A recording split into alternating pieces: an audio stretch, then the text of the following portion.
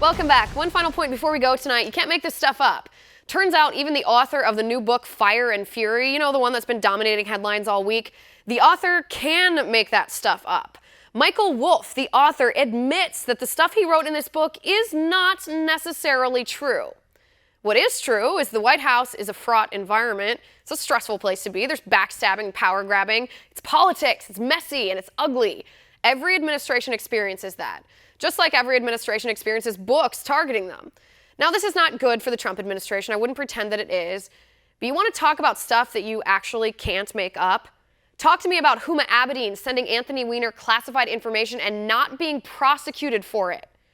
Talk to me about Democratic Congressman Keith Ellison accepting money from a donor who says Israelis have to be bombed.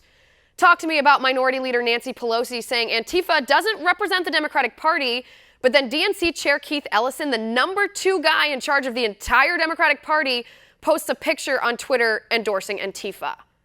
Talk to me about the Women's March claiming to support all women, but ignoring the women in Iran protesting a brutal, repressive regime.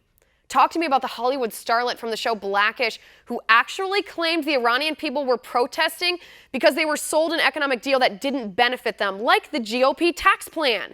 Literally comparing a brutal regime that funds terror and doesn't take care of their own people to the Republican tax law. Talk to me about former FBI Director James Comey leaking classified information to his friend to leak to the press in order to prompt the appointment of special counsel Robert Mueller.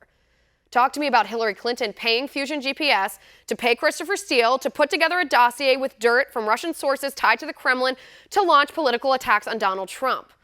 Talk to me about how Democrats can dare to defend making California a sanctuary state when they know it increases crime and puts our lives at risk. That is stuff you can't make up.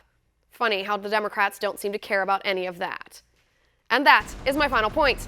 You can reach me on Twitter at Liz_Wheeler. If you liked the show, please send me an email at oann.com/contact.